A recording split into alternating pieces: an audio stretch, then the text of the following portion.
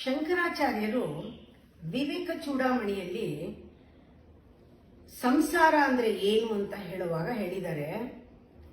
ಎಷ್ಟು ಕಷ್ಟ ಅಂತ ಕಂಪೇರ್ ಮಾಡಿದ್ದಾರೆ, ಉದಾಹರಣೆ ಕೊಟ್ಟಿದ್ದಾರೆ. ಅಂದ್ರೆ ಸಂಸಾರದಲ್ಲಿ ಬರುವ ಆ ಒಂದು ಬಂಧನ ಹೇಗಿರುತ್ತೆ ಅಂದ್ರೆ, ಮೊಸಳೆ ಬಾಯಲ್ಲಿ ಸಿಕ್ಕದಂಗೆ, ಅಥವಾ ಕಾಡಲ್ಲಿ ಒಂಟಿ ಇದ್ರೆ ಆಗುವ ಭಯ, ಆಮೇಲೆ ದಿಕ್ಕೇ ತೋಚದೇ ಇದ್ದಾಗ, ಎಲ್ಲ ಸುತ್ತ ಬೆಂಕಿ ಹತ್ಕೊಂಡಾಗ ಆ ಬೆಂಕಿಯಲ್ಲಿ ಕಾಪಾಡಕ್ಕೆ ಯಾರು ಇಲ್ಲದೆ ಅಂಥ ಭಯ, ಕೆಲವು ಭಯಗಳೆಲ್ಲನೂ ಹೇಳ್ತಾರೆ.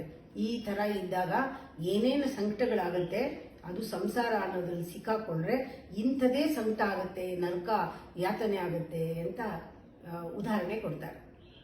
ಬಂಧನ ಸಂಸಾರ ಅನ್ನೋದು. ಮಂಕುತಿಮ್ಮನ ಕಗ್ಗದಲ್ಲಿ ಅವರು ಯಾವ ರೀತಿ ಮನುಷ್ಯ ತಾನು ಬಂಧಿಸ್ಕೊಂಡು ಬಿಟ್ಟಾಗ ಯಾವ ತರ ಸ್ಥಿತಿನಲ್ಲಿ ಇರ್ತಾನೆ ಅಜ್ಞಾನದಲ್ಲಿ, ನಿಮ್ಗೆಲ್ಲ ಈಸಿ ಅರ್ಥ ಆಗೋ ಹಂಗೆ ಹೇಳ್ಬೇಕಂದ್ರೆ, ಇಡ್ಲಿ ಪಾತ್ರೆಯಲ್ಲಿ ಸ್ಟೀಮಿಂಗ್ ಅಂತ ಹೇಳ್ತೀವಿ. ಆ ಸ್ಟೀಮ್ ಮಾಡುವಾಗ ಎಷ್ಟು ಪ್ರೆಷರು, ಅಷ್ಟು ಬಿಸಿ ಇರುತ್ತೆ ಒಳಗಡೆ. ಎಲ್ಲ ಕೆರೆಗಳು ಆವಿಯಾಗಿ ಒಳಗಡೆ ಒಂದು ಆ ಸ್ಟೀಮ್ ಬಂದ್ರೆ, ಇಮ್ಯಾಜಿನ್ ಭೂಮಿನಲ್ಲಿರೋ ಕೆರೆ ಎಲ್ಲವೂ ಕೂಡ ಆವಿಯಾಗಿ ಆ ಸ್ಟೀಮ್ ಆದ್ರೆ ಹೇಗಿರುತ್ತೆ, ಆ ಇಂಟೆನ್ಸಿಟಿ ಒಳಗಡೆಯಿಂದ ಆ ಸ್ಟೀಮ್ ಬರ್ತಾ ಇರುತ್ತೆ. ಇಡೀ ಆಕಾಶ ಒಂದು ಬಾಂಡ್ಲೆ, ಕಾದಿದ ಬಾಂಡ್ಲೆನ ಮುಚ್ಚಿದ್ರೆ, ಆಗ ಮುಚ್ಚಿದ್ರೆ ಹೇಗಿರುತ್ತೆ, ಇಲ್ಲಿ ಬೇಯ್ತಾ ಇದೆ, ಮೇಲ್ಗಡೆ ಮುಚ್ಚಿದೆ. ಇಮ್ಯಾಜಿನ್ ಮಾಡ್ಕೊಳ್ಳಿ. ಆ ಥರ ನಾವು ಮಾಡ್ಕೊಂಡ್ಬಿಡ್ತೀವಿ. ತಲೆ ಬಿಸಿ, ಎಷ್ಟು ತಲೆ ಬಿಸಿ ಅಂದ್ರೆ ಆಕಾಶನೇ ಕಾದೋಗಿದೆಯೇನೋ, ನಮ್ಮ ತಲೆ ಮೇಲೆ ಎಲ್ಲ ಬಂದು ಕೂತಿದೆಯೇನೋ, ಎಲ್ಲ ಕೆರೆ ಚೆನ್ನಾಗಿ ಕಾದು ಆವಿಯಾಗಿ ನಮ್ಮೊಳಗಡೆ ಆ ಒಂದು ಸ್ಟೀಮ್ ಬರ್ತಾ ಇದೆಯೇನೋ, ಈ ಜಗದ ಉಸಿರೆಲ್ಲ ಹೊಗೆಯಾಗಿ ಧಗಿಸಿ ಹೋಗ್ತಾ ಇದೆಯೇನೋ, ಒಂದು ಕ್ಷಣ ಆ ರೀತಿ ಅನ್ನಿಸ್ಬಿಡುತ್ತೆ. ಚೋಕಿಂಗ್ ಅಂತ, ಉಸಿರಾಡಕ್ಕಾಗಲ್ಲ, ತಲೆ ಬಿಸಿ ಆಗೋಗಿದೆ. ಸಾಲ ಮಾಡಿಬಿಟ್ಟಿರ್ತಾರೆ, ಸಾಲಗಾರ ಬಂದು ನಿಂತ್ಕೊಂಡ್ಬಿಟ್ಟಿದ್ದಾನೆ, ಆವಾಗ ಆಗುವ ಒಂದು ಕಷ್ಟ. ಏನೋ ಒಂದು ಮದುವೆ ಆಗೋಗಿದೆ, ಬಿಡಕ್ಕಾಗಲ್ಲ, ಕಟ್ಕೊಳಕ್ಕಾಗಲ್ಲ ಅಂತ ಸಿಚುಯೇಷನ್ನು, ಕೆಲವ್ರನ್ನ ಕಳ್ಸೋಂಗಿಲ್ಲ, ಇಟ್ಕೊಳ್ಳೋಂಗಿಲ್ಲ ಅಂತ ಸಿಚುಯೇಷನ್ನು, ಏನ್ ಮಾಡಕ್ಕೂ ಗೊತ್ತಾಗ್ತಾ ಇಲ್ಲ. ಆವಾಗ ಈ ಥರ ಎಲ್ಲ ಆದಾಗ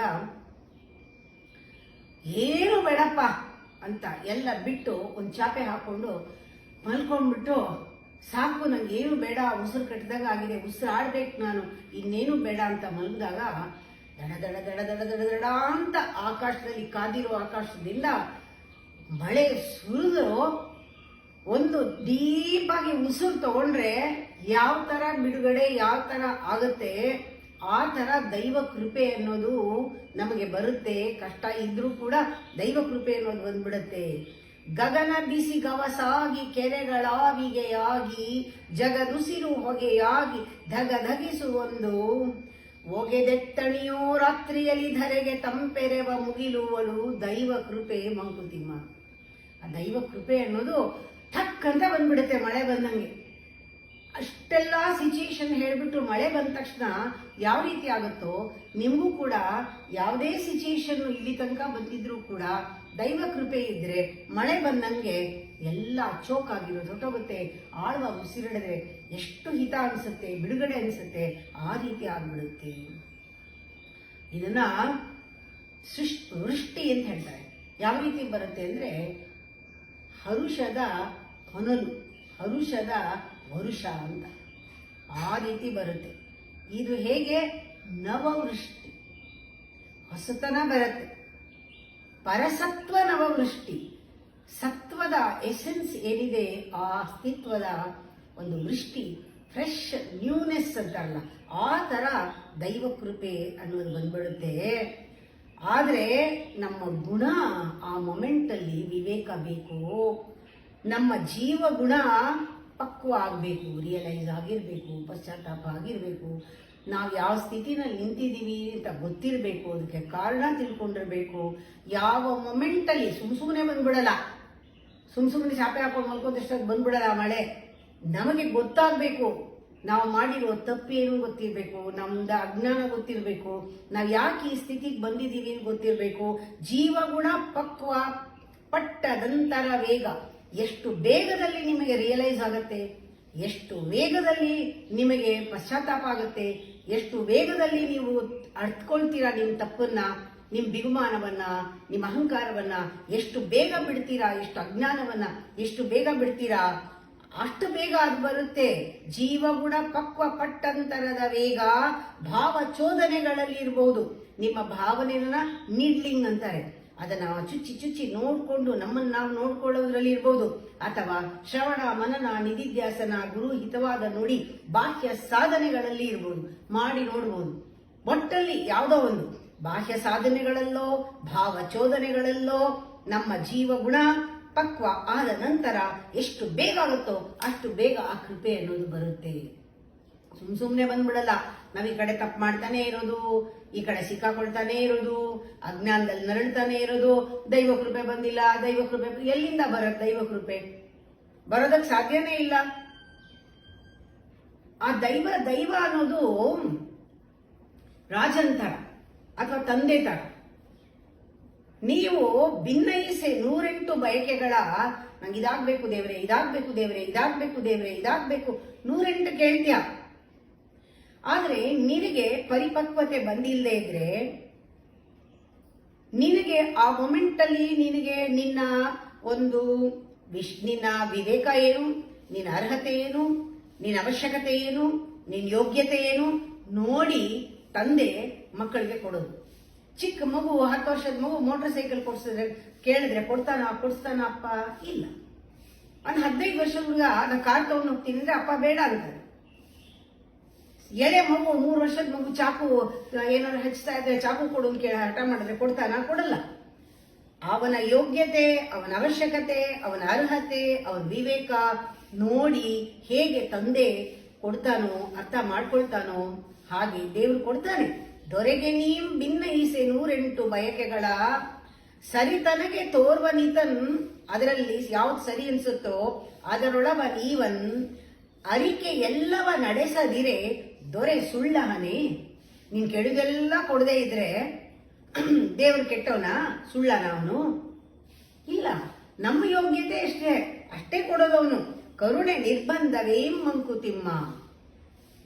ಕರುಣೆ ಅನ್ನೋದು ನೀನ್ ಕೇಳಿದೆಲ್ಲ ಕೊಟ್ಬಿಟ್ರೆ ಒಳ್ಳೆಯವರು, ನೀ ಕೇಳಿದೆಲ್ಲ ನೀ ಹೇಳಿದೆಲ್ಲ ಮಾಡ್ಬಿಟ್ರೆ ಅವ್ರು ಒಳ್ಳೆಯವರ? ಇಲ್ಲ. ನಿನ್ನ ಯೋಗ್ಯತೆ ಇಷ್ಟು, ಅದಕ್ಕೆ ಅಷ್ಟೇ ಸಿಕ್ಕೋಕ್ ಸಾಧ್ಯ. ಆ ರೀತಿ ಆಲೋಚನೆ ಮಾಡಿ ಅವ್ರು ಕೊಡೋದೇ ದೇವ ಕೃಪೆ ಅನ್ಕೋ. ನಿನ್ ಯೋಗ್ಯತೆ ಅಷ್ಟೇ. ನೀನ್ ಇನ್ನೂ ಚೆನ್ನಾಗಿ ಏನಾದ್ರೂ ಭಾವಚೋದನೆಗಳಲ್ಲಿ ಬಾಹ್ಯ ಸಾಧನೆಗಳಲ್ಲಿ ಬಂದ್ರೆ ನಿಂಗೆ ತೀವಿ ದೊರಕುವುದು, ಅಂದ್ರೆ ನುಗ್ಗಿ ಬರುತ್ತೆ. ಒತ್ತಿ ಕೊಡ್ತಾರೆ ನಿಂಗೇನಾದ್ರು ನೀನ್ ಸರಿಗಿದ್ರೆ. ದಂಡ ನಿರ್ಣಯದಿ ನೀನ್ ಕ್ಷಮಿಸನೆಲ್ ನ್ಯಾಯಪತಿ. ದಂಡ ನಿರ್ಣಯದಲ್ಲಿ ಅವನು ಕ್ಷಮಿಸಲ್ಲ ಅಂತ ಹೇಳಲ್ಲ. ಅವನೇನ್ ಮಾಡ್ತಾನೆ, ಹಿಂದೆ ನೀನ್ ಮಾಡಿದ್ದೆಲ್ಲ ನೋಡ್ತಾನೆ. ಹಿಂದಿನ ನಿನ್ನೊಳ್ತಾನ ಅವನ್ ಏನೇನು ಒಳ್ಳೇದ್ ಮಾಡಿದ್ದೆ ನೀನು, ನಿನ್ನಲ್ಲಿ ಏನೇನು ಒಳ್ಳೆ ಗುಣ ಇತ್ತು, ಹಿಂದೆ ನೀನು ಒಳ್ಳೇದ್ ಮಾಡಿದ್ದೆ ಅದನ್ನು ನೋಡ್ತಾನೆ. ಅಂದಿನಳ ಅಳನನ್, ಆವತ್ತಿನ ದಿನದ್ದು ಅದರಲ್ಲಿ ಅಳಿತಾನೆ. ಅಂದಿನಳಲನ್ ತಂದೆ ಬಗೆದು ತಂದೆ ತರ ಅವನು ಆ ರೀತಿ ನೋಡ್ಕೊಂಡು ಶಿಸ್ತನ್ನ ಶಾಸ ನುಗ್ರವನನಿ ಇನಿತು, ಆ ಶಿಸ್ತನ್ನ ನೋಡ್ಕೊಂಡು ನಿನಗೆ ಖಂಡಿತ ಕೊಡ್ತಾನೆ. ಕುಂದಿಸಲಿ ಕಾಗದೆ, ಅವನಿಗೆ ಕಮ್ಮಿ ಮಾಡಕ್ಕಾಗಲ್ವಾ ನಿನಗೆ ಕೊಡೋದನ್ನ, ನಿನಗೆ ಕಷ್ಟ ಕೊಡೋದನ್ನ, ಪನಿಷ್ಮೆಂಟ್ ಕೊಡೋದನ್ನ, ನಿನಗೆ ಗೆಲುವು ಕೊಡದೇ ಇರೋದನ್ನ, ಏನೇನ್ ಮಾಡ್ತಾನೋ ಎಲ್ಲವೂ ಕೂಡ ನೀನು ಒಳ್ಳೇದಕ್ಕೆ ಮಾಡೋದು. ನಾವು ತಿಳ್ಕೋಬೇಕು, ನಮ್ಗೆ ಒಳ್ಳೇದಕ್ಕೆ ಇದಾಗ್ತಾ ಇದೆ. ನಾನಿನ್ನೂ ಕಲಿತಾ ನಂಗೆ ಒಳ್ಳೇದಾಗತ್ತೆ. ತಕ್ಕಡಿ ನೋಡಿ, ಅದಕ್ಕೆ ಕೋರ್ಟಲ್ಲಿ ಒಂದು ತಕ್ಕಡಿ ಕೊಟ್ಟಿರ್ತಾರೆ, ಕಣ್ಣು ಬಟ್ಟೆ ಕಟ್ಬಿಟ್ಟು ತಕ್ಕಡಿ ಅಂದ್ರೆ ನ್ಯಾಯ ಅನ್ನೋದು ಆ ರೀತಿ ಇರ್ಬೇಕಂತ. ತಕ್ಕಡಿಯ ದೈವ ಪಿಡಿದದರೊಂದು ತಟ್ಟೆಯಲ್ಲಿ ಒಕ್ಕುವುದು ಅಂದ್ರೆ ಹಾಕುವುದು, ಒಕ್ಕುವುದು ಬಿಡದೆ ಜೀವಿಯ ಪಾಪಚಯವ. ನೀನು ಮಾಡಿದ ಪಾಪಗಳೆಲ್ಲ ತಟ್ಟೆನಲ್ಲಿ ಬಂದು ಬೀಳುತ್ತೆ ಅವನು ಕೊಡುವಾಗ. ಅವನ ತಂದೆ, ಅವನು ಪರಮಾತ್ಮ ತಂದೆ. ಅವನು ಯಾವ ತರ ಮಗುನ ನೋಡ್ಕೋತಾನೆ, ಅವನು ಮಾಡಿದ ಪಾಪಗಳನ್ನೆಲ್ಲ ಪಾಪನೇ. ಅದು ಮಗು ಅಂದ ತಕ್ಷಣ ಅದು ಪಾಪ ಅಲ್ವಾ, ಮಗು ಅಂದ ತಕ್ಷಣ ಅದು ತಪ್ಪಲ್ವಾ? ಆ ಪಾಪಗಳನ್ನೆಲ್ಲ ಒಂದ್ ಕಡೆ ಹಾಕ್ತಾನೆ. ಒಕ್ಕುವುದು ಬಿಡದೆ ಜೀವಿಯ ಪಾಪಚಯ, ಇಕ್ಕುವುದು ಸುಕೃತಗಳನ್ನು ಇನ್ನೊಂದ್ರಲ್ಲಿ ನೀವು ಒಳ್ಳೊಳ್ಳೇದು ಮಾಡಿದ್ದು ಸುಕೃತ ಎಲ್ಲ ಹಾಕ್ತಾನೆ. ಏನಾದ್ರೂ ಅದು ಹೇಳದೆ ಇದ್ರೆ ನಿನ್ನಲ್ಲಿ ಭಕ್ತಿ ಪಶ್ಚಾತ್ತಾಪ ಏನಾದ್ರೂ ಇದ್ರೆ ತೂಗ್ಬಿಡುತ್ತೆ. ಅದಕ್ಕೆ ನಾವು ಯಾವಾಗ್ಲೂ ಆ ಲಾಸ್ಟ್ ಇದೆಯಲ್ಲ ಅದೇನೋ ಒಂದು ಹಾಕಿ ಅದನ್ನ ಬ್ಯಾಲೆನ್ಸ್ ಮಾಡ್ಬೇಕಲ್ಲ, ಅದು ಯಾವಾಗ ನಿರಂತರವಾಗಿ ನಿನ್ನಲ್ಲಿ ಭಕ್ತಿ ಇದ್ರೆ ಎಷ್ಟೇ ಕಮ್ಮಿ ಆಗಿದ್ರು ಸುಕೃತ ಅದು ಅಲ್ಲಿ ಬಿದ್ದೋಗಿ ಅದು ಬ್ಯಾಲೆನ್ಸ್ ಆಗ್ಬಿಡುತ್ತೆ. ಒಂದು ಪಶ್ಚಾತ್ತಾಪ, ನೀವು ಮಾಡಿದ್ದು ತಪ್ಪಾದ್ರೆ ತಪ್ಪು ಅಂತ ಗೊತ್ತಾಗಿ ಅರಿವಾಗಿ ಅದನ್ನ ಸರಿ ಮಾಡ್ಕೊಳ್ಳೋ ಮನಸ್ಸಿದ್ರೆ, ಪಶ್ಚಾತ್ತಾಪ ಇದ್ರೆ, ಭಕ್ತಿ ಇದ್ರೆ, ಶ್ರದ್ಧೆ ಇದ್ರೆ, ಗೌರವ ಇದ್ರೆ, ಪರಮಾತ್ಮನ ದೈವ ಕೃಪೆಯಲ್ಲಿ ನಂಬಿಕೆ ಇದ್ರೆ ಅದಷ್ಟಿಟ್ಕೊಂಡ್ರೆ ಸಾಕು. ನೀನ್ ಎಷ್ಟೇ ಪಾಪ ಮಾಡಿದ್ರು ಎಲ್ಲ ಹಾಕಿ ಪುಣ್ಯ ಮಾಡಿದ ಕಡೆ ಪುಣ್ಯ ಎಷ್ಟು ಕಮ್ಮಿ ಇದ್ರು ಕೂಡ ಅದು ವರ್ಕ್ ಆಗುತ್ತೆ, ಅದನ್ನ ಹಾಕ್ಬಿಡ್ತಾನೆ. ಆ ತರ ನಿನಗೆ ಅವನು ತಂದೆ ಬಗೆದು ಶಾಸ್ತ್ರೋಗ್ರವನನಿತು ಸ್ವಲ್ಪ ಶಿಸ್ತನ್ನ ತಿಳ್ಕೊಂಡು ಪರವಾಗಿಲ್ಲ ಗ್ರೇಸ್, ಯಾಕೆಂದ್ರೆ ಇವನು ಭಕ್ತಿವಂತ, ಏನೋ ಒಳ್ಳೊಳ್ಳೆ ಕೆಲಸಗಳು ಮಾಡಿದಾನೆ ಕೊಡೋಣ ಅಂದ್ಬಿಟ್ಟು ಹಾಕ್ಬಿಡ್ತಾನೆ. ಹೀಗೆ ವರ ಅನ್ನೋದು ಸಿಗತ್ತೆ. ವರ ಅನ್ನೋದು ನವ ಸತ್ವ ವೃಷ್ಟಿ, ಸದಾ ನವ ವಿನೂತನವಾದಂತಹ ಸತ್ವ ವೃಷ್ಟಿ. ಅದು ರೆಡಿಯಾಗಿರುತ್ತೆ. ಯಾರು ವಿವೇಕದಲ್ಲಿ ಇರ್ತಾರೆ ಅವರಿಗೆ ಪ್ರತಿ ಕ್ಷಣ ಯಾರಿರ್ತಾರೆ ಆ ಒಂದು ಮಳೆನಲ್ಲಿ ತೊಯ್ತಾ ಇರ್ತಾರೆ. ಅವರು ಹರುಷದ ಒಂದು ಉಲ್ಲಾಸದ ಒಂದು ಸಂತೋಷದ ಮಳೆಯಲ್ಲಿ ತೊಯ್ತಾ ಇರ್ತಾರೆ. ಅನುಗ್ರಹ ಅವರಿಗೆ ಸದಾ ಕಾಲವೂ ಇರುತ್ತೆ. ಸುಮ್ಮನೆ ಬಾಯಲ್ಲಿ ಕೇಳೋದು ಅಥವಾ ಯಾರೋ ಕೊಡ್ತಾರೆ ಅಂತ ಕಾಯೋದು ಅಲ್ಲ ಇದು. ಇದಕ್ಕೆ ನಾವು ಮಾಡಬೇಕಾಗಿರೋದು ಜೀವಗುಣ ನಮ್ದು ಪರಿಪಕ್ವ ಆಗಬೇಕು. ಭಾವಚೋದನೆಗಳಲ್ಲಾದರೂ ಆಗ್ಬಹುದು, ಬಾಹ್ಯ ಸಾಧನೆಗಳಲ್ಲಾದರೂ ಆಗ್ಬಹುದು.